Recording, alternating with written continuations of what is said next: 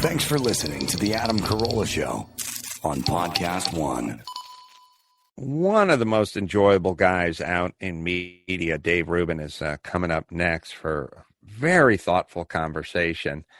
First, I'll tell you about LifeLock cybersecurity experts. They've seen a 15 to 20% increase in hacking. Sure, because people are working at home and they're not protected by their corporate software that scans for danger. It's 2020, people. You're doing everything. My God, aren't you doing everything online these days? Protect yourself. This is just like you drive a car. It's great. It's convenient. Great. Now you have to have car insurance. That's okay. That's what LifeLock is. It's insurance for you and your identity. Identity theft is a serious issue. Someone's identity is stolen every 2 seconds. You could miss certain threats if you're just monitoring your credit. You need to protect yourself. You need to get LifeLock. If they detect your info, they'll send you an alert. They're out to protect you.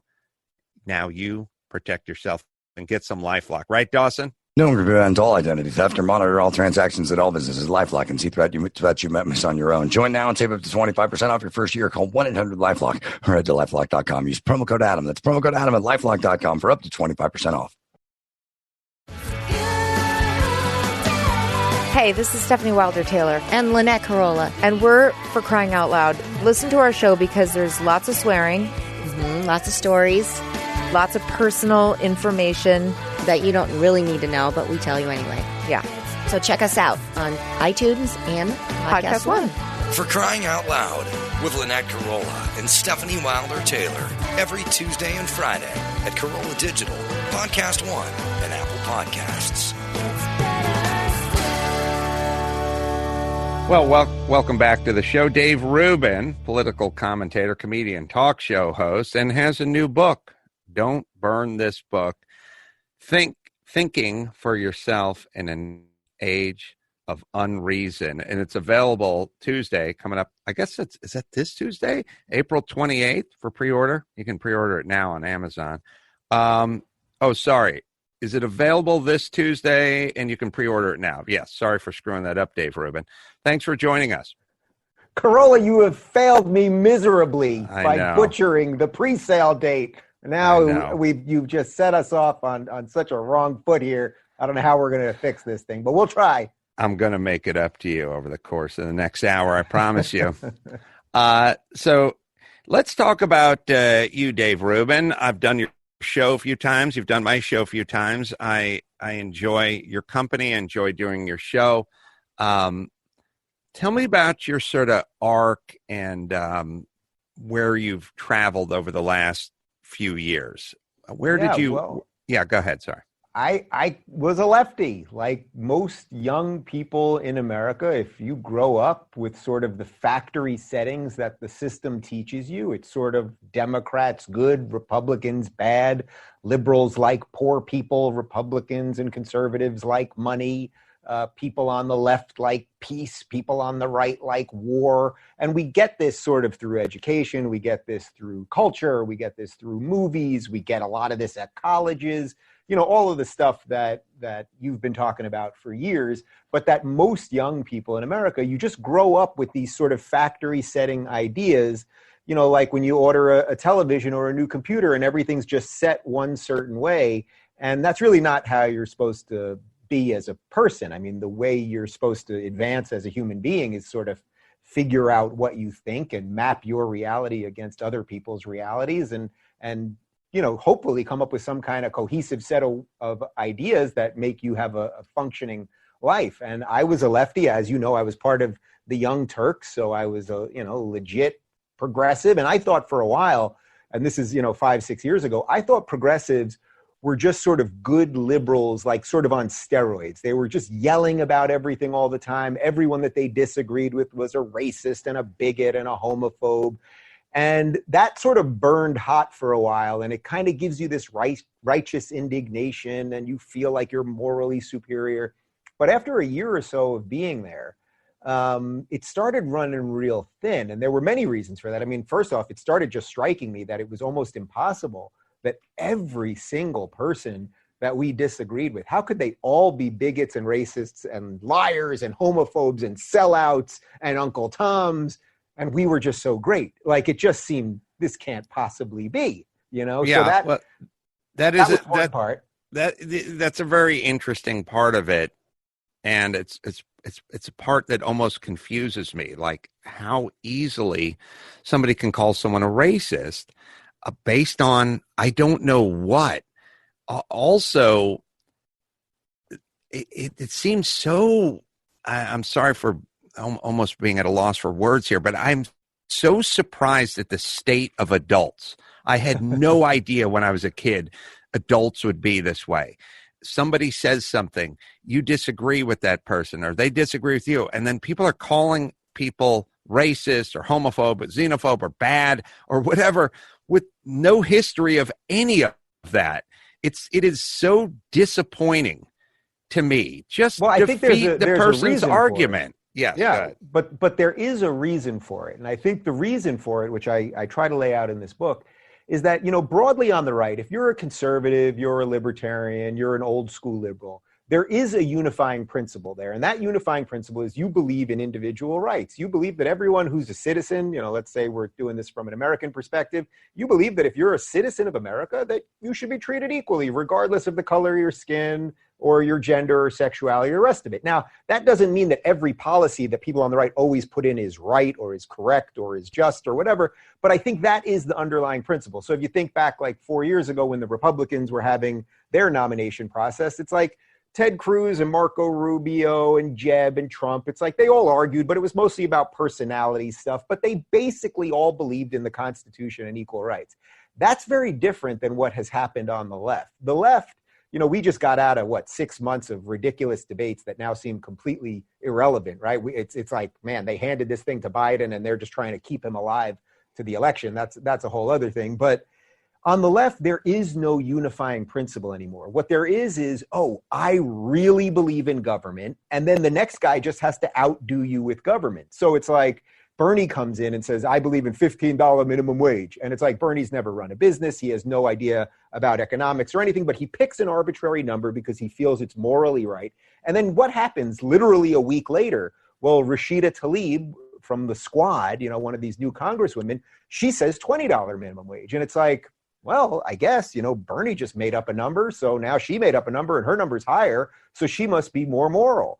And that sort of race to outdo each other, to pretend that you know what you're doing in the name of doing good, well, it leads to all sorts of horrific policies and all sorts of stuff. I mean, when they say they're for free college, well, first off, we know nothing is free. But even putting that aside, if you wanted to indoctrinate people into being progressive, socialist, collectivist, leftist, where would you send them? You'd send them all to college. So it's not as if Bernie wants people to go to college so that they can learn about libertarian economics or read a Thomas Sowell book. He knows, oh, I can send them there where 90% of the professors, I think you know a little something about this with that documentary, you know, 90% of the professors are leftists. So all of their answers, all of their answers are easy bumper sticker stuff. So when you ask, well, how could it have gotten to this point with adults? I think it has a lot to do with something that we've talked about before, which is, you know, we had, nobody could win, nobody could get the gold medal, everybody's going to get a pat on the back, everyone's going to get their certificate. And then we've created this world that is not a real world. It's not a real reality. It's just based in, I feel something, so it must be true. And if you don't feel it, you're evil. Well, I live in California. Dave lives in California. And I do a lot of building. And I use this as an example a lot, but I think people need, pardon the pun, like a concrete example. So California is heavily regulated, very heavily regulated. And you could say, well, good thing, we're an earthquake country. And builders understand that. They understand engineering. Engineers and builders, contractors, they understand if you're building on PCH and that you got to deal with the ocean or whatever. They're experts at that. They can handle that. But if you start over-regulating them and they'll tell you that 4x8 will work fine for a header and you go make it a 6x13, they know what you're doing. You're costing them too much. They understand what they're doing, and they're going to move to Texas and do it. And I have these conversations all the time, which is, And by the way, you'll have no building, you'll have no development. And then the same politicians that put in more regulation will want to know where the developers are, where the builders, how come we don't have low-cost housing here? Well, how come we don't have low-cost housing? But I was just talking to a friend of mine, Matt, and I have a warehouse. I'm trying to do a mezzanine level on it. I need some railing and some staircase, and they're going to fabricate it. And the guy just keeps saying, the guy's in like Missouri or something, and he's like, where are you guys at? Oh, we're in California. Oh, okay. Well, if you can't go with the tempered glass, you have to go with the laminated glass. You can't go. And then the stair railing's got to go down. It's going to be more expensive. It's going to be harder to do. It's going to weigh more to ship it. And 18 times this guy said, oh, yeah, let me check, because I don't think in California they allow. And then I said to myself, listen, you're deciding this is safer. It's always in the name of safety, kids safety, water safety, schools better, safety, safety, safety. Do you think this company that manufactures hand railings and stairs is irresponsible and dangerous? And do you think all the other states they have to ship their shit to is irresponsible and dangerous? How does the railing work when they ship it to Arkansas, Mississippi, or Texas? Why is it effective and completely safe? But California, oh, no. You can't do it there. It has to be laminated glass. And of course, that's more expensive.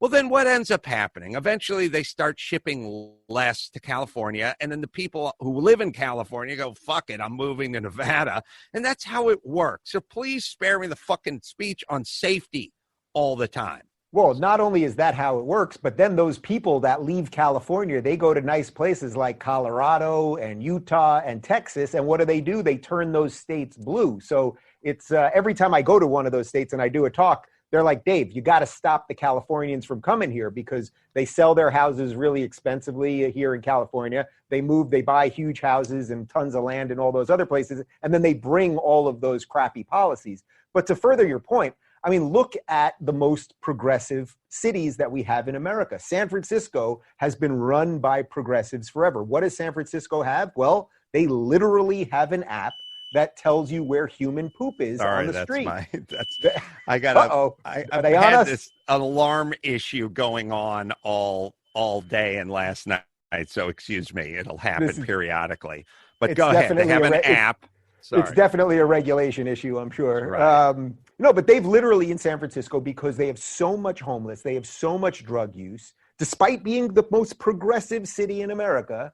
They have an app to tell you where human poop is on the street. I don't know when the last time you were up in San Francisco. I was there right before Corona started. I literally saw several people, I would say probably 3 to 4, shooting up, doing some kind of drug on the street. It's not like I was walking around the Skid Row of San Francisco. This is just on the street. The homelessness, the dirt and grime everywhere. And just in the 7 years now that I've lived in Los Angeles, I don't have to tell you this. I mean, the amount of homelessness that has exploded everywhere. The Target by my house, basically the parking lot and behind it has become a giant tent city. Right. And by the way, that tent city was moved because it was that group of people that started one of the big fires that we had, just 8 or 9 months ago. So all of these progressive ideas, just keep throwing money at everything. It all kind of sounds good. I care about poor people. What would you do to poor people? You give them money if you're a good person. And then what happens is, unfortunately, the branding, I think, for the conservatives and the libertarians has been pretty poor, because they basically say, hey, it's not really for the government to do, which I think is the right premise, right? It's for individual people to do, and charities and religious institutions and things like that. But it sounds cold. And I think because of that, they lost the culture war. But by the way, that is shifting. I mean, everything that we've been talking about now for years, there's so much of that shifting because of podcasts, because of YouTube and the rest of it. People are tuning out of just sort of the banner mainstream media narrative, and they are going, wait a minute, these things don't work. Why is San Francisco a shithole? And you go to Dallas, which is conservative run, and it's beautiful, and a gajillion examples of that. But mainstream doesn't show us these things, right. So it takes a lot of people a while to get there. Well, what I would ask people to do, and I just want to be clear, because, sometimes I'll talk, people send me tweets like, oh, you have your conservative friends on there, and this, that, and the other. I'm not really anything but a sort of a realist. Yeah, you're a pragmatist. I study everything and go, what works and what doesn't work. And when I hear that you go, okay, what we're going to do is we're going to give free lunches to the homeless, I look at it and I go, okay, that sounds like a good idea. These people are hungry. Give them a free lunch. But after 11 years, all you have is more homeless people. And then somebody goes, hey, you know what I want to do? I want to expand the program. I want more free lunches and a dinner, and I'm going to work brunch in. And then I raise my hand and I go, your old system didn't seem to work. And they go, yeah, because we weren't going fast enough that direction. We need more money for it. We need more. And I go, hold on. I don't think that's a good idea. And then someone says to me, oh, what's the matter? You don't like homeless? And I go, no, it's not about whether I like or dislike, just like saying whether you like students or any group, any ethnicity or indigenous people. I want to do what's best, what's effective. I want to study it. Yes, there can be some nuanced arguments about how much or how little, but clearly this shit where you just keep regulating and you keep asking for more money, not effective. And by the way, I'm listening to you who are running this shit show, mayor and governor, who are explaining to me the schools are failing the kids, the homeless population is, we have no housing. Okay, that's what you're saying. So I'm now hearing what you're saying, and I'm suggesting another direction. And the direction I am suggesting is not my own unique direction. It's just the effective direction. And I don't know what that makes you, and I don't know what it makes me. Why don't we just remove the groups from it and just go, let's start implementing these things that are effective? Sure. Well, that's why I think people like what you do, because you're not really a political beast first, right? Like you come at it from a builder and as a comedian and just sort of like a regular guy that's trying to live his life. And then, people will say, oh, I'm apolitical. And it's like, well, you really can't be apolitical because this stuff is going to affect your life one way or another. But if any of these ideas of hyper-regulation and high taxes and throwing money at everything work, then California would be a utopia. But what did we have last year? We had protests from teachers' unions because they said they weren't getting enough money. It's like we give them an endless amount of money. So it's really the real battle, I think, that we're having sort of existentially in the country. And I think this would also apply to everything happening about Corona and what we should be doing and whether it's up to the states or the feds and when we can reopen and how much potential debt we are going to have to negotiate versus actually continuing to function as a society, which is a seriously difficult question, but one that we have to deal with. It basically is you're going to have people that are just going to constantly throw out easy answers versus people that are going to kind of go, whoa, what are the third and fourth order things that are going to happen here? So it's like, my sister lives in New York City with her husband and 2 kids. They're actually at my parents' now in Long Island because they got the hell out of there for this Corona thing. But she lives in something like a $5,000 a month, 2-bedroom. She always describes it as her tiny box. And that's all it is. And that's what you have to pay to live in a tiny box in Manhattan. Now, half of her building, she's in a giant, like 30-floor building. Something like half of her building is rent controlled, meaning it's people that are low income that pay, like in the equivalent of something like $400 for the same exact apartment my sister pays $5,000 for. Now, I don't begrudge those people that apartment, but you do have to, once you think about it, you go, well, all right, that sort of sounds nice. We're helping poorer people live in places, so that kind of is good. But then what happens is people end up living there, not just for a year or two while they get their lives together. They live there for generations. Literally, there are grandparents that have started in that building, that the grandkids now live there, and you can't blame them for not getting out, because why would they be like, wait a minute, I'm getting this nice apartment, on the Upper West Side for $400 a month, or I could stop taking the handouts. I could get 6 other jobs and have to move, 5 miles north to the middle of nowhere and all of this stuff. So what happens is these politicians come in with easy answers, and then the average person, if you're going to give them something, the average person is just going to take it. But one other thing real quick, it's funny, you said the thing about, they'll say your friends, Carolla, are conservatives. And, I get hit with that all the time. So let me just lay out a little lefty cred for you that even though the left isn't thrilled with me anymore, I still do have things that I thought were thought of as liberal. I mean, first off, I'm married to a dude, so I'm not even just pro-gay marriage. I actually decided to live with a man for the rest of my life. That's pretty gay. Would you grant me that? I give it a 8 on the gayometer. All right. I got a laminate I keep in my wallet that has a tipping chart on one side and how gay is it on the other. I like So I'll that. check that. You guys have a squeegee in your shower? I don't want to get into every little detail of everything we have here, but we're having a good time. It would But help the point if you squeegee off your lucite shower door after showering every day. I'll give you a couple of points. Oh, I thought you were making a very disturbing sex joke no, there. no. Okay. No, but we do clean the shower about once a week. We try With to the keep squeegee. it. All right, You've been to my house. We're pretty orderly It's around a nice here. place. I'll tack on a couple tenths. Go ahead. But all right, so I'm gay married. I'm what I would describe now as begrudgingly pro-choice, and I make a pro-choice argument in this book. Mm-hmm. I'm for some level of public education. I'm against the death penalty. I'm for dignity with death with dignity.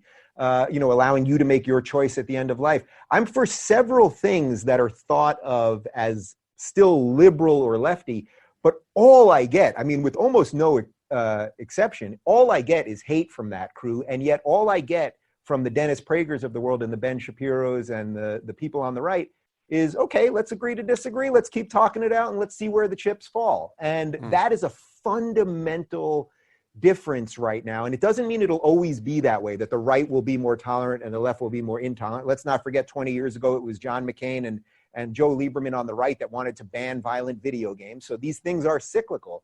But as the world stands right now, the right is way more open-minded and tolerant than the left is. And that is just a fact. I would describe it as a depressing fact. Yeah. Yeah, I was thinking about my views as you were going through your views. Not gay, but wish I was. I really do. We would welcome you. We would welcome you. I'm also not religious, but wish I was. Like I really do. Like that too. For many of the same reasons. But I grew up in a very kind of progressive family. I've always said, look, if you want to grow a pot plant in your backyard, you should be able to grow a pot plant in your backyard and smoke all the weed you want. Now, if you want to sell it to the neighborhood kids, maybe that's a different story. But until I catch you selling it, go ahead. Same with you on the sort of death and dignity business as well. The death, as far as capital punishment, I'm not really dead set on it or dead set off it. I'm kind of I'll know it when I hear it. Tell me the case. You tell me. But Dennis has made some pretty intense arguments in several of his books for the death penalty, and I've debated it with him, and I think his arguments are pretty tight. This is where I'm just more of a libertarian. I sense you are here too, where for me it's just like, you know what? I'm not even saying your arguments aren't good on the other side. I'm just saying I just don't like constantly ceding power to the government. So it's not that life in jail is so spectacular, but right. I just don't like the idea of saying to the government, yeah, and on top of everything else, you can execute people. I just don't like the concept. I'm sort of small government and more free will. Guns, I don't really have a dog in the fight. I've never really been a gun guy. Where are you on abortion, though? Because that's the big one for conservatives more than anything else. For me, I'm for keeping it legal and available. I've said to Dr. Drew that I think we need to set some sort of timeline, so to speak, which is like we have an age of consent, and and I believe there should be a national age of consent. I don't think people should travel, to Texas and it's 14 plus, the consent of the father or something like that. Like there's way too many rules. Like my thing is like you make it like drinking. Or drinking is now. It didn't used to be that way. It's like 21, voting, 18, military service, 18. Pick some number of, we'll call it, and I don't know what the number is, but we'll pick some number and we'll call it 17 months or something like a 17 weeks. Sorry, yeah. Months is obviously. That might be, you are pretty extreme. Yeah, kill the kid in the crib. Yeah. You pick some number like 17 weeks and you go, that's the number.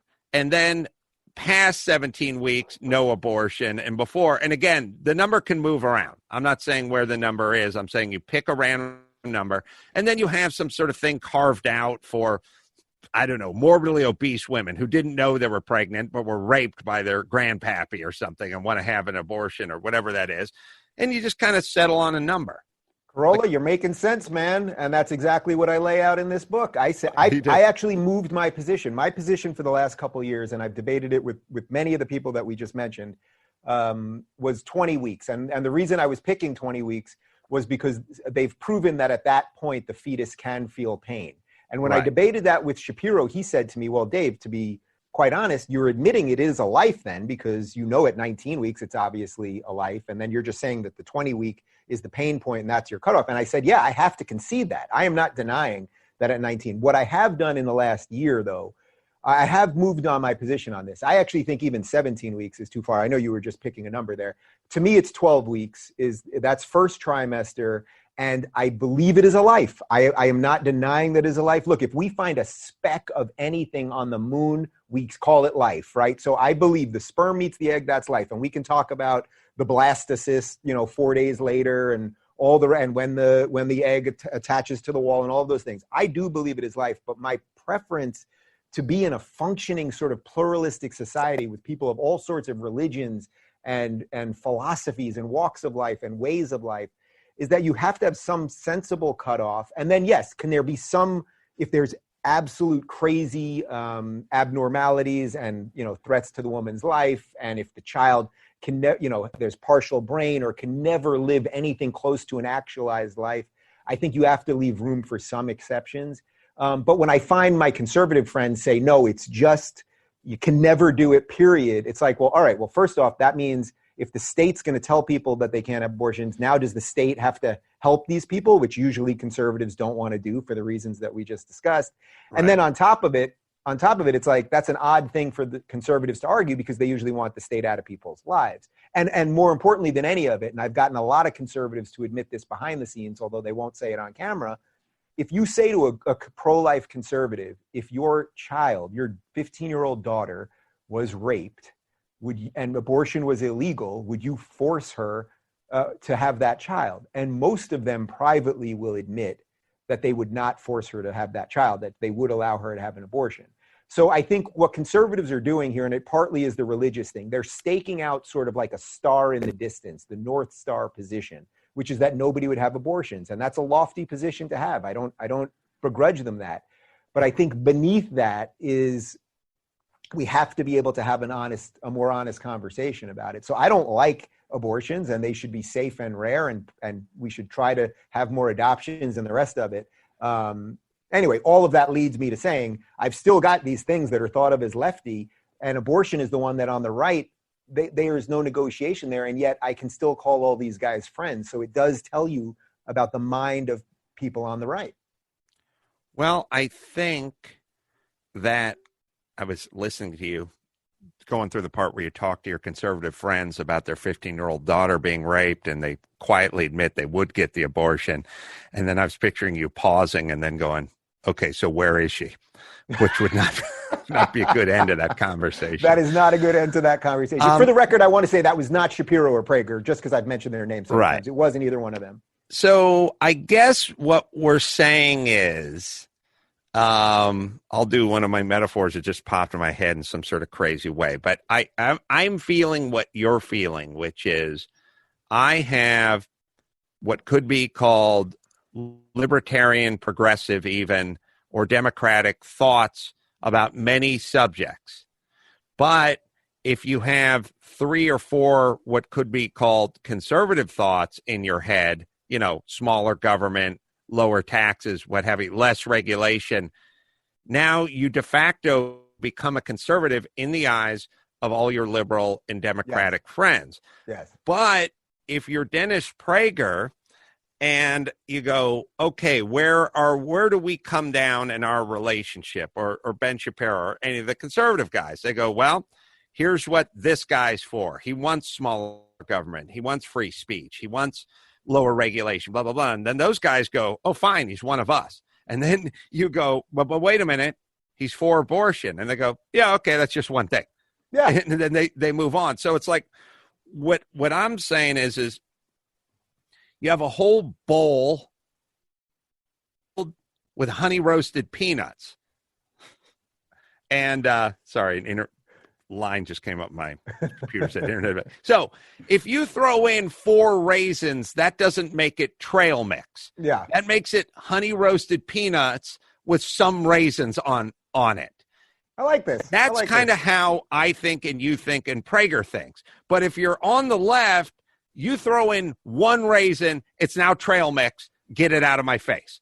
And by the way, you're not just making up a metaphor, although I do like the raisin nut thing here, but this isn't just some like crazy theory that you're throwing out there. I mean, I can give you literal examples of this. For example, it was the head or the deputy head of the DNC who said, we have no room for pro-life people in our party.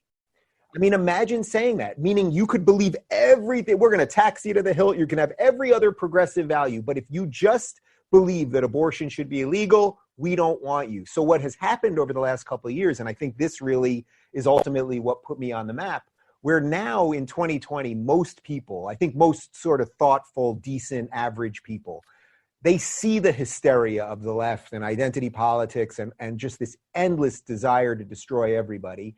And it's basically one side that will purge everybody. So you're always going to become smaller because it's odd because they're not religious. You know what I mean? They're usually a-religious or anti-religion, but they've chosen the set of ideas of collectivism, of grouping everyone based on gender and sexuality and the rest of it. And they actually use it in a very religious way that if you don't accept their beliefs, you are an apostate. I mean, that's how bad religions operate.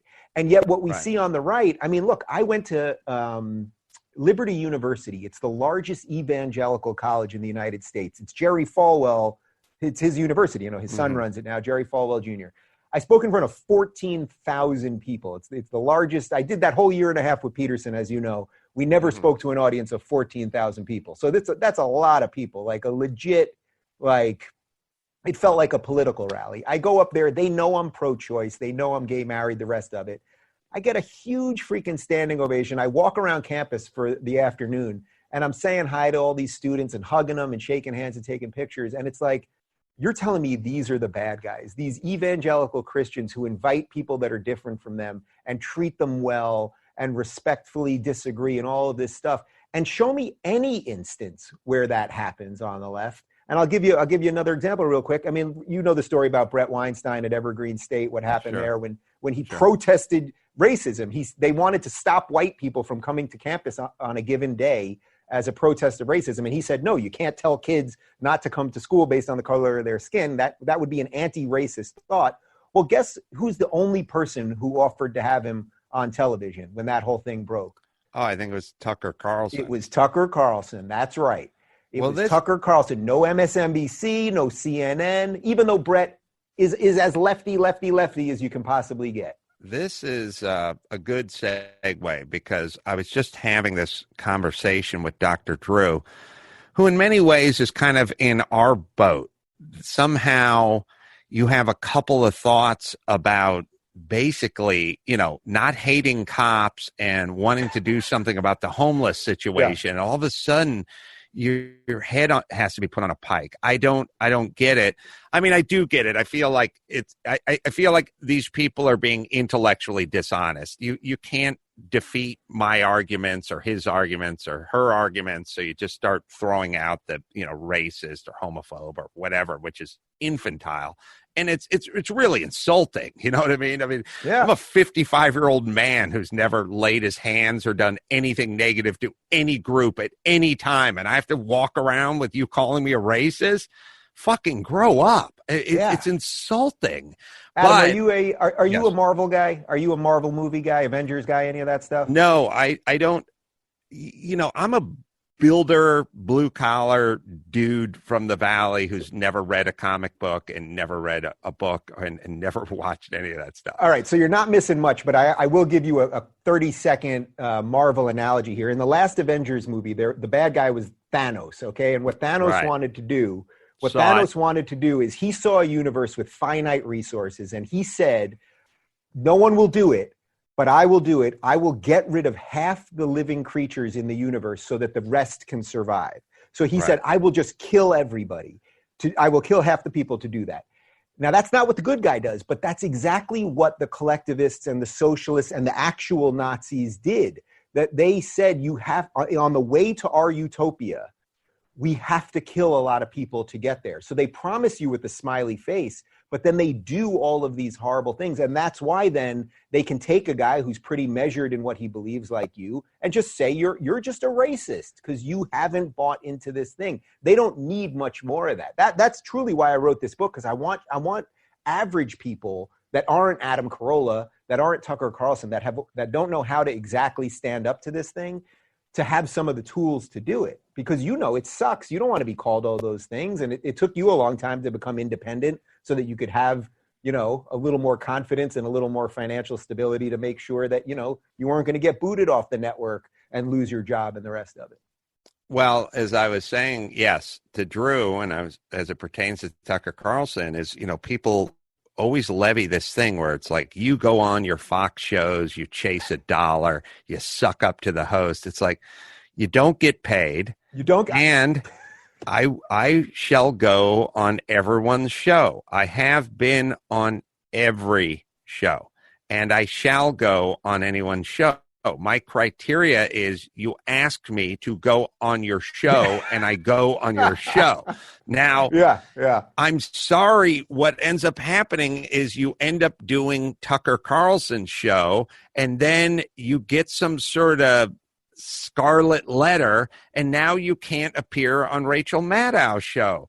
But that's not my decision. That's her decision. And then what ends up happening is eventually a book comes out, or you want to plug a movie and you go on Tucker Carlson's show again because they will not have you on the other outlets and networks. And then it becomes this sort of self-fulfilling prophecy. Like, the only shows you do are Tucker. Those are the only shows that invite me or Drew, and I'm sure you and Prager is as well, with the rare exception of a Bill Maher type, who's much more sort of open-minded and a little less sort of drank the Kool-Aid than most, but they are sort of segregating there. They are circling the wagons. It has nothing to do with me or you or Drew.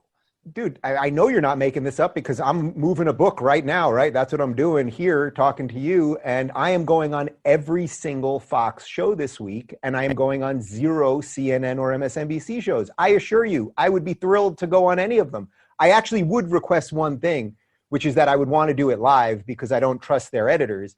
But plenty of the shows are live, so that's fine. But I'm promoting a book. I would gladly talk to Maddow. I would gladly talk to Joy Reid or whoever's watching the three people that are watching Anderson Cooper or whatever it is. I will do any of those shows, but you can only go where you're invited. And you're right. Then it becomes a self-fulfilling prophecy. And then they go, oh, well, that's what you are. But you also are right that, they don't pay you. I've never been paid a dime to be on any of those shows. They invite me. I say what I want. And by the way, I go on Tucker all the time and I disagree with him on a ton of stuff. Tucker wants to regulate big tech. I'm completely against it. And even Dennis and I have a little bit of a disagreement there. But it's like, why does he keep bringing me back? I don't know. I guess he's actually decent and not a crazed right-wing Nazi lunatic. I don't know. Maybe. Well, I don't know. Do you have to, if you're Rachel Maddow or Joy Reid or whomever, do you have to feel threatened by everyone who disagrees with you, even in a measured, nuanced way? Yes. Yes. I don't feel threatened by people who disagree with me. No, I want to hear what they have to say. And then when they say it, I might be able to think differently than I'm thinking now. Why? I always say that Dennis Prager and I, he's a deeply religious guy. I'm an atheist. And the only thing we have in common is common sense. This notion that you have to somehow look the same or have the same name, last name, sound the same, or come from the same part of the world. It smacks of racism or something. And that is the definition of what you're calling me all the time. I just want to, yes. You're not going to believe this, Adam, but I have had our crazed right-wing religious friend, Dennis Prager, and his wife, Sue, over to my gay house for dinner. And he said it was the best chicken he ever had. And I don't think he was lying. I mean, why is that? Why is that, though? It gets to everything we're saying here. That if you have some sort of cohesive worldview, you won't feel the need to impose that on everyone else, especially if you're an American, because you understand that everyone came here from every walk of life. Everyone came here from every corner of the earth, and everyone made their lives better. Your ancestors came here with nothing, I assume from Italy, right? And then did anyone give them anything? I'm pretty sure when the Italian immigrants and the Irish immigrants and the Jewish immigrants all got off and then had to move to the Lower East Side, was anyone standing there, oh, well, you're Italian, you get $20 and Jews are getting $20 and it's like, it's crazy. And so what these people are doing is they're actually trying to rip away our history because they don't believe in the American dream. They don't believe this thing is good. I mean, Bernie Sanders does not believe that this thing is good. And that's why it's been very depressing to watch what's happened to the Democrats. Even if you're a total conservative, you do want both sides to be kind of sane so that you can fight it out, right? You want something like that. But when you have one side that's bananas, unintended for me, I'm as I travel through this life, I have sort of two thoughts that I constantly get back to. One is all roads lead to narcissism. I don't know what's going on with all the fucking virtue signaling and all the I'm better than you and blah, blah, blah. And the notion that I can't talk about having realistic conversations about when we're going to get back to work without somebody saying, talk to the families who lost a loved one. Like, shut the fuck up. I don't even know what you're talking about. Start doing some math, pussy. I don't know what they mean. And the other one I keep thinking about is unintended consequences. Every road leads to unintended consequences. And you were talking about your sister in Manhattan with a $5,000 a week shoebox she's living in. I've said it a million times. I have a friend, and I've known this guy since junior high. He got himself into a rent control apartment in Santa Monica off of Ocean Boulevard. That unit should on the open market fetch $7,500 a month. He's there for $700 a month. And meanwhile, I'm in the valley and I'm on my fifth house because I don't have that luxury. And every time I say to him, move to the valley, buy a house, he goes, it's so hot in the valley. I open my window, I look at the ocean. You know what I mean? And I go, okay, well, now you're going to die a renter because of unintended outcomes. The government it's even gave more you than this. That. Yes. Yeah, it's even more than that, though, because think about it. So now he's paying way under market value for that. So then his landlord, right? So let's say he's in a building of, 8 apartments. His landlord, now if the whole thing is rent controlled, his landlord's going, I should be making about $50,000 a month from this place. And instead I'm making, $3,500 or something. And it's like, well, now I'm going to let the building go to shit. I'm not going to do anything. We're not going to paint. We're not going to clean. We're not, all of the rest of it. And then what happens? Well, then now you've got a crappy building. And what happens to the building next door? Well, you don't want to put a nice building next to the crappy one. So we know that spreads. So you're totally right. It's the unintended consequences. And then the second and third order of what happens after things. So that's what, again, when you just do the bumper sticker version of everything, like Ilhan Omar now, suspend all mortgages. Right. Suspend all rent. And it's like, okay, that kind of sounds right. Like a lot of people are struggling right now. That kind of sounds right. But do you mean suspend all mortgages, meaning that the people who own the buildings also don't have to pay the bank? And if nobody pays the bank, do we have to bail out the bank? Because you don't like that. But they don't even let us have that conversation. The second you bring up any of that stuff, you're somehow a racist. So it does make it much harder for us to have those conversations. We have a AOC's video talking about, I guess it's about reopening and not going back. God. Again, this is like adolescent. This is something that should take place at a brownie jamboree, not in terms of running this government, but we'll play it for you. Here we go. I think when we talk about this idea of reopening society, only in America does when the president tweets about liberation, does he mean go back to work? When we, have this discussion about going back or reopening, I think a lot of people should just say, no, we're not going back to that. We're not going back to working 70-hour weeks just so that we could put food on the table and not even feel any sort of semblance of security in our lives. Well, it's like, first things first. So it's all just pablum. It's all just vibes and feelings. Yep. There's nothing to it. First things first. Who works a 70-hour week in and week out? I mean, just do the fucking math, you nut job. Who's working? That means you work 7 days a week, 10 hours a day, and 30 days a month. Like, you just never have a day off. Or if you want to have weekends off, then you're going to have to work 13 and a half hours a day. Like, all right.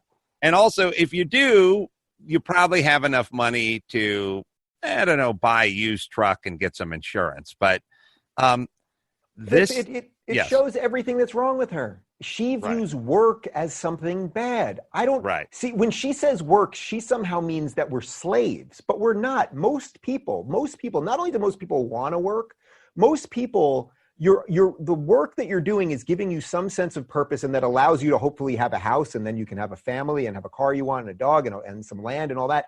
Or you're working to get somewhere else. You're working at a low-level job so you can get a better job. But she equates work with something negative because she is a socialist. She does not want to work. Even there's that moment right before she blurts it out where she has this sort of twisted smile, because she knows what she's saying is pretty evil, actually. I really believe that. I had a tweet about this yesterday, and I said something like, she's a horrible person with terrible ideas. Now, I try not to, and it went on fire on Twitter, and I try not to attack people. I try to talk about ideas. But at some point, when you consistently have horrible ideas that have been time-tested to be terrible, and by the way, these ideas are not coming out of AOC. She's a puppet of what? I have no idea.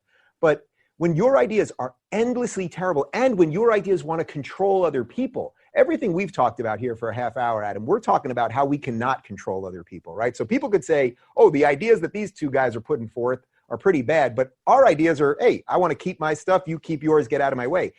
Her ideas are not only bad, but they're twisted because her ideas would involve taking more from some and being involved in your life. So someone tweeted at me and said, well, I'd like to believe her intentions are good, but somebody said the road to hell is paved with good intentions. So whether she's truly like sort of corrupt and evil or a tool, I don't know. But even if her intentions are absolutely pure, that doesn't make her a good person. If anything, it makes her sort of like a useful idiot or something like that. Well, her policies, if you were able to enact them, would cause death, would cause poverty, would cause a destruction of a society, and there would be a lot of collateral damage with that. So obviously I don't look at her as someone who picks up a pistol and fires it at another citizen, but theoretically, if she was ever able to ever enact many of those policies, there would be a lot of collateral damage. A lot. That's why, you're totally right. That's why, what was Bernie always calling for? Bernie would always say a political revolution.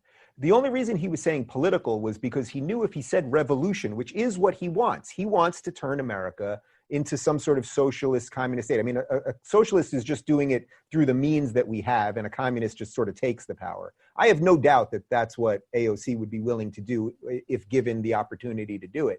But he always put the word political in front of revolution, because then it sort of sounds, because think of every revolution, the American Revolution, the French Revolution, which were very different, but think of every revolution ever. They're extremely bloody. So Bernie thought he could soften it by saying a political revolution, but every revolution is political. And that's why his base and the progressive base is so out of control, and why they love Antifa, and why these ding-dong mayors like de Blasio, the progressive in New York City, why does the Police Benevolence Association despise him and tweet against him every day? Because they can't arrest people anymore, and you empower people to jump turnstiles, and you can hit cops. You see these videos every day. They're throwing water balloons at cops and hitting cops, and cops don't do anything. Everywhere that these ideas spread also spreads chaos and disorder, and that is a design. Yes, I've always sort of said it this way, and boy, do I mean it. There's a thing that we're pushing up against, which is somebody says, young black males are suspended at a higher rate in junior highs and high schools than their white and Asian counterparts. And people like you and I stop, and I'm not trying to blow smoke up our own ass. I'm saying I would stop and I would go, well, what's going on? And someone would go, the teachers are racist. And I'd go, really? You've decided to spend your life, you've dedicated your life to molding youth and teaching seventh graders in the inner city, and you're racist? Yeah, most of in the name of racism. Most of them are 29-year-old women with nose studs. Really? You're a race? These people are racist? Well, they're suspending black kids. And I'll go, well, okay. But I'll explore the teachers are racist angle or the faculty's a racist angle. But now I've done some looking around, and it turns out that the schools that have the black and Hispanic faculties and administrators do it at the same high rate as the ones that have the white.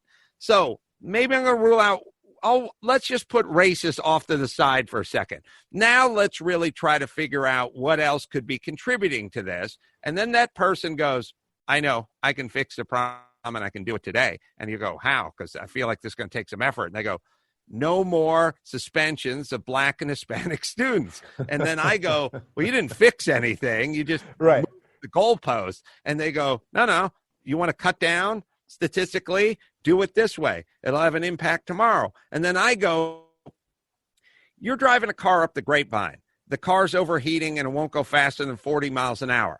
I want to fix the car. What do we got to do? Flush the radiator? What do we got to do? Gap the plugs? What do we have to do? And they go, no.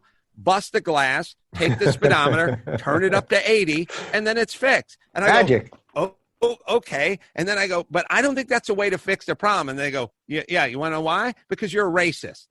And then I go, wow, are we never going to fix this problem? Yeah. And by the way, this happens across the board. You could do it. Okay, suspensions with black students. Look, where are the most young black men shot in America? Literally every single week for God knows how many weeks it's been going on. Chicago. What's the city that has the tightest gun laws in the nation? Chicago. But we're not allowed to talk about that, because the second you bring it up, who's the only guy that talks about it on mainstream media? It's Hannity. And every time he brings it up, Media Matters says he's racist and tries to get his advertisers to pull out. So they've concocted a really strange game here, where they've made the opportunity cost for telling the truth is so high because of the mob and outrage culture and everything else, that they've forced a lot of good people just to check out and self-select out. And that's the weird thing about Trump, actually, or not the weird thing, that's probably the magic about Trump, is that Trump just walked in and he saw all of these inequities. And I don't think Trump is some incredibly honest, decent, brilliant human being, but I think he has a way to see people and behavior. And he walked in and he's like, I see all this nonsense that everyone knows, and I'm just not going to play by your rules. And he walked in there, and I think what most of Americans wanted was a panther in a china shop, right? You wanted a panther to walk in and coyly and calmly knock a few things off and then close the door with its tail and walk away, and a few things would have been broken, except there's no metaphor called a panther in a china shop. You get a bull in a china shop. So that's what Trump saw. And I think it's nuts, but I think more Americans now see that as something closer to the truth than anything coming out of the left. Well, I look at everybody's intentions for everything all the time. I just go, what is the intention of this person? What do they mean by that? You're telling me that person's a bad person, or they said something hateful or whatever. I want to know what they meant by it. And I was just working on my audio book before I came back here today. And I was reading a story in there that I'd forgotten about, which is a professor. I think the guy was like 76 years old. He attended a convention with a bunch of other professors, and everyone was packed into the elevator, and he did they were shouting out floors or whatever, press that button like people do at a convention in an elevator. And he said, 5th floor, woman's lingerie, which is a joke from a Bugs Bunny cartoon. Yeah. And one of the female professors, who was she was a professor of diversity and women's inclusion or whatever, had to fucking file paperwork. And then somebody had to do something. And I thought to myself, what is this 76-year-old professor who was at this conference for diversity and leadership or whatever it was? Who is this guy and what was his intention? And what his intention was, he was trying to make a joke. So obviously with that in mind, it's time to move on, because this person who, by the way, just becomes this truffle finding pig, except for truffles for her, or racism, or homophobia, or genderism, or whatever ism, being a chauvinistic, whatever. She found it. It wasn't there. She manufactured it. She synthesized it. Now her and this guy and the rest of the faculty is going to have less time to focus on actual incidents that do matter and could pose a threat. But I just look at intention. And once you tell me this guy was a 76-year-old guy who was making a joke from the Borscht Belt, I laugh and move on, no matter who I am or where I am in that elevator. Why are we throwing intention out the window? What good does it do me to say out loud, I want to get the economy back. I want to get people working. I think it's safe if you live in LA. And then have everyone call me an asshole, or everyone call you a hater or racist or whatever they call you. What's in it for me? I don't get it. And this part where it's like, oh, you're going to speak to your crowd over there at Fox. Like, what crowd? They don't pay you. What are you talking about? You know what this is? This is the narcissism of small differences, right? So what that woman in the elevator did was she heard something that it's an old Bugs Bunny joke. The guy, I mean, I'm going to go out on a limb here and assume that this man did not live his life to destroy women. I'm going to guess he might have even been married to a woman, or he might have even been given birth to by a woman. Right. And he just made a comment. It's so interesting, because right now we're doing this social distancing thing. And I don't really like the phrase social distancing, because we're social creatures. And we have to physically distance right now, but we need to occasionally, I mean, you know this better than anybody. What do comics do? You make the joke to get to the line, and occasionally you're going to trip over it. And he's just a guy trying to break some tension in an elevator and the rest of it. But what they do is, the woman who heard it, then it's the narcissism of small differences. She sees something. She can sniff out something. It's the truffle, the pig and the truffle analogy is the right one. She can see something, and then by trying to destroy this man, you're signaling to all of these other people who loosely believe what you believe, that you're good. You are good. You will, and especially, I'm going to guess he was probably white, and he was old, and he was probably straight, and you have the cocktail of evil, and you can take him out. One other thing on this, maybe you've talked to him before, but there's a great professor up at Portland State, Peter Boghossian. I don't think I have. Pete's the guy that you should definitely have him on. He's the guy that wrote they did the Sokol hoax, where they faked all of these academic papers and how dogs, dog parks are rape culture and all this stuff. And they got them printed actually in peer-reviewed papers. Right. Anyway, he's a great thinker. And one of the things that he talks about all the time is that once you let social justice into a system, it will destroy the system, because the second it's in, the mission of the system no longer operates properly. So if you're a fire department, you're a police station, you're a publishing house, literally anything, you're a podcast company. Once you let this thing in, and you're no longer hiring the best people based on qualification, but on skin color or gender, or you're not hiring the best firemen anymore, or you suddenly have to buy equipment from a company that's lesbian owned, or any of these nonsensical things, you have taken your eye off the ball. And as a company, as any institution, the whole purpose of an institution is to keep the eye on the ball, to build that institution. So once you let this virus in, I mean, what is a virus? What are we dealing with Corona? It's very easy to catch, right? And it's very hard to get rid of. And that's what social justice is. So no matter where it gets in, just in the last couple of weeks, what publishing house was it that was going to print Woody Allen's autobiography? Right. And then a couple social justice warriors there said, we're not going to let him do it. And guess what? They had to give it up, and he published with somebody else. But it's like, you can say what you want about Woody Allen, and he either did or didn't do whatever it is, but that's not the mission statement of the publishing house. They decided to give the guy a book, but once it's in, man, it's almost game over. And that's why we're watching so many universities crumble right now. And so many, not just universities, New York Times, CNN, they're all crumbling under the weight of, if I could quote, I think is it Montgomery Burns? They're crumbling under the weight of their own crapulence. I have, we only have a few more minutes left, but I'm going to get a spot in, but I also want to tell you a story that I think will piggyback nicely on this. and back to our sort of unintended consequences, that also there are consequences when you just do, we're going to be diverse. You know, the fire department's going to have 33% Hispanic and 33. That's not that just really matters when your house is on fire. It's a zero-sum game. But I'll tell you a story and what it can lead to, and there's emotional consequences as well. First, I'll tell you about blindsgalore.com. Extra time in your home? Well, yes, you do. And tired of the light coming in, or maybe you want to keep the light out, or let it in or out, whatever. Blindsgalore.com. You get the best custom window coverings, and this stuff, I have it in my office. I have it in my home. I have in my master suite. I have the electronic ones. You charge up the battery. It lasts for like 6 months or a year. Used a remote, bring them up and down. You're like James Bond meets Matt Helm over here. 15 years plus experience and high quality, custom built. And you don't have to leave your house. Take the measurements at home, customize your blinds and shades, do it online.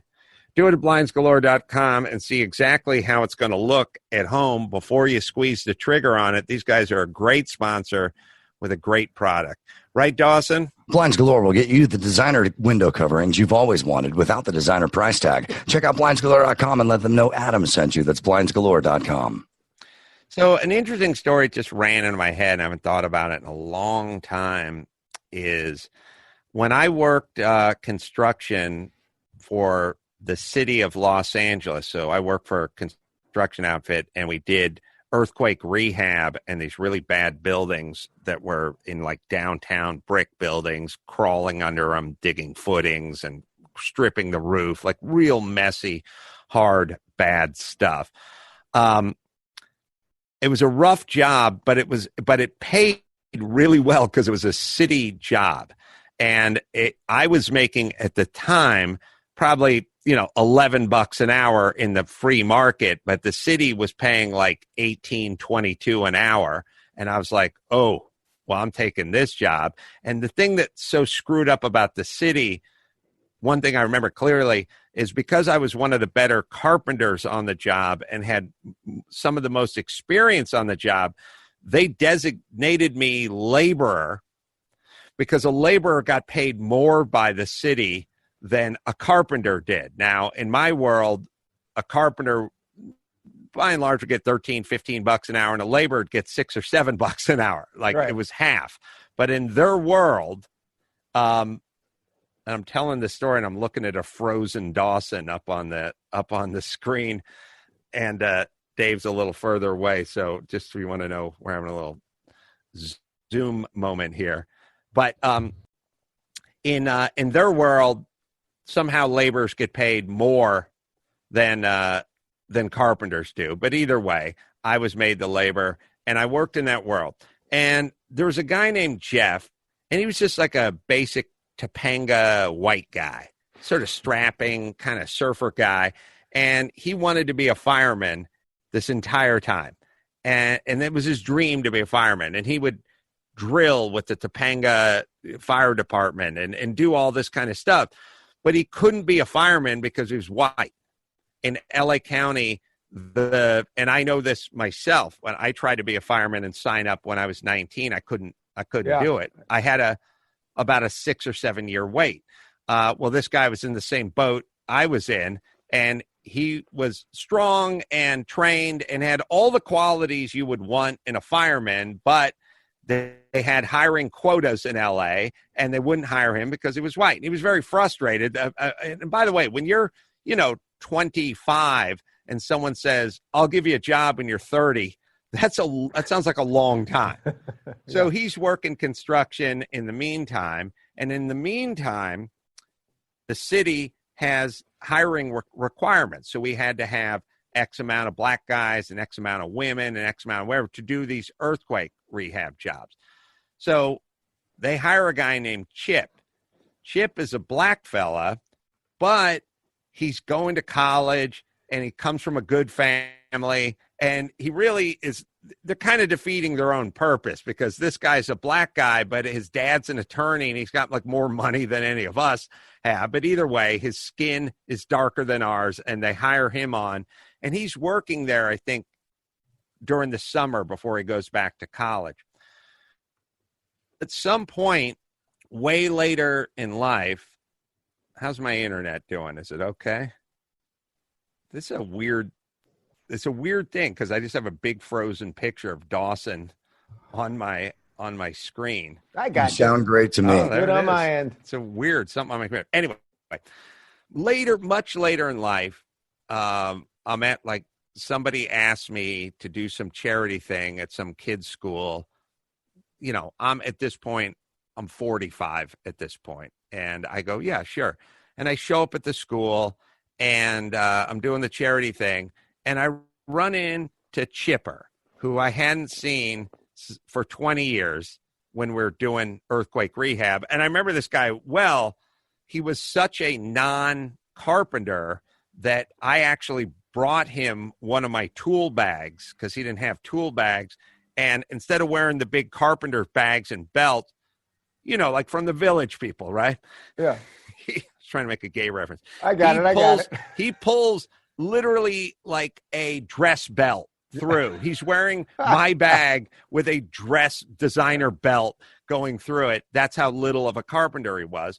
And so I started talking to him, and he said, yeah, I'm an attorney now and blah, blah, blah. And I was like, oh, that's right. You're a college guy and your family was kind of put together, and now you're a successful attorney. And then we started reminiscing about what about this guy and what about that guy? Ever see any of the old guys or whatever? And then I brought up this guy's name. I brought up Jeff. And I go, yeah, I haven't talked to Jeff in a long time. And the guy kind of made a face. And I said, what's up? And he said, yeah, I don't like that dude.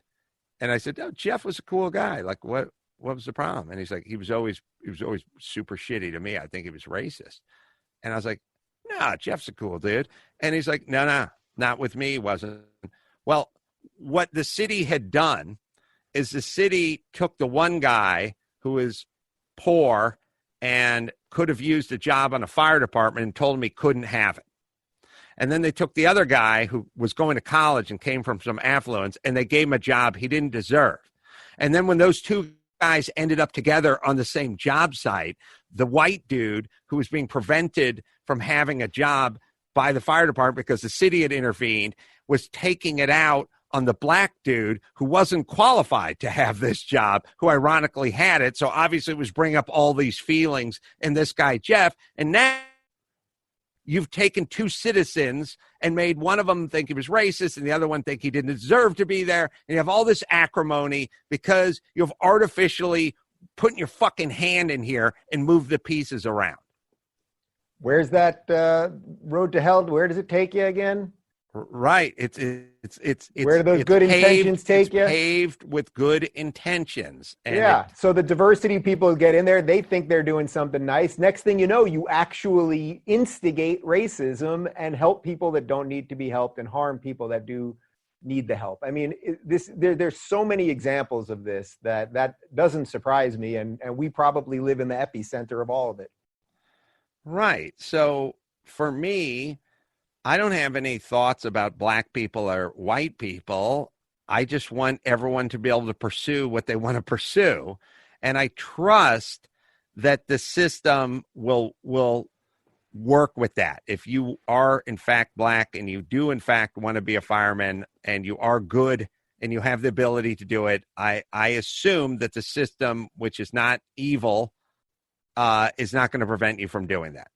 But I guess you have to kind of think the system is evil or rigged. But even if the system was evil, which it's not, we have the most meritocracy system in the history of the world, really. I mean, you could say maybe some of the Scandinavian countries related to gender or something like that, but anyone can do anything they want in America. Nobody's stopping anyone by your gender or your sex or the rest of it, except now that we've started, because of this craziness, to instigate things to stop people from doing certain things. So what is happening at Harvard? They are literally punishing Asian students from getting into Harvard. They are stopping Asian students because they felt they had too many Asian students. Now, I thought that Harvard, a place of higher learning, supposedly the greatest university we have in the United States, you would want the best students there, the people who are going to work the hardest, who have busted their butts in high school and got the best grades and hopefully will use their experience at Harvard to get the best jobs. And then, of course, what are they going to do with that money? Help that $40 billion endowment that they have.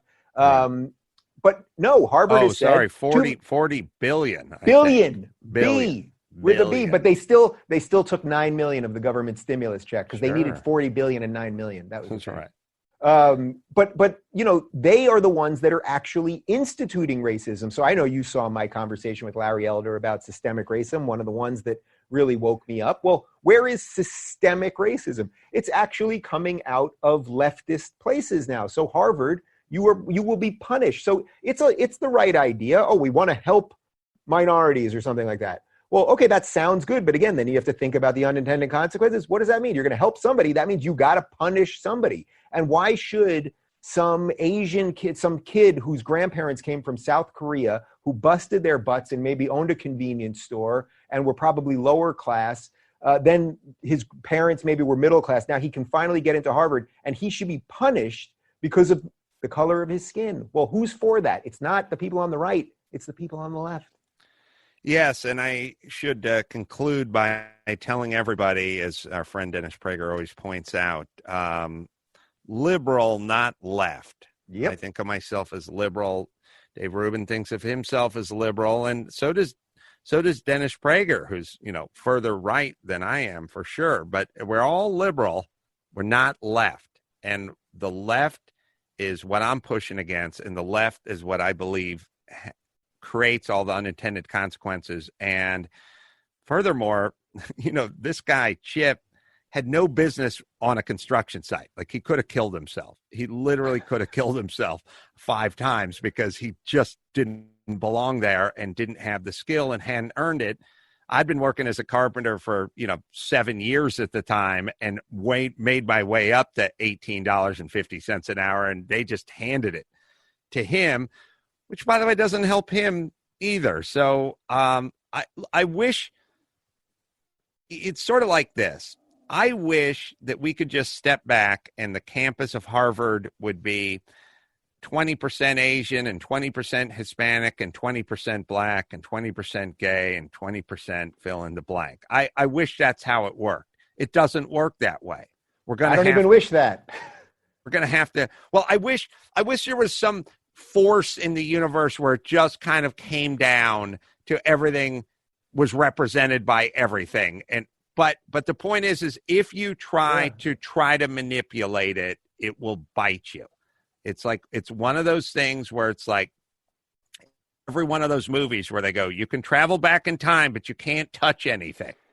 Well, we're putting our fucking handprints all over everything, and it doesn't work. And the reason they go, well, why can't I touch anything? Because you don't know how that's going to affect the next 100 years or whatever it is.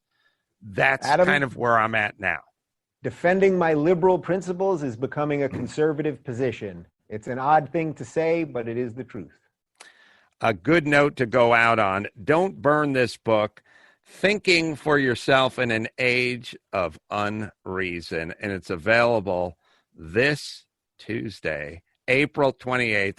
Or you can pre-order it right now on Amazon. And you can watch the Rubin Report as well. I'll be happy to be on as soon as I'm done with Joy AM and the Joy in the AM, and Anderson and Don Lemon show. I'll swing by. Get those guys out of the way, and then maybe I'll let you in here. I'll have to look at your numbers again. We got to look at the racist quotient of the day and what you've been up to and all that. But I'll at least consider it. Always good to talk to you, my friend. You too, brother. And until next time, Good Sports is coming up next. This Adam Carolla for Dave Rubin and Jeff Cesario and Gina Grant and Bald Brian saying mahalo. Up next, Good Sports with Dave Damashek and Adam Carolla.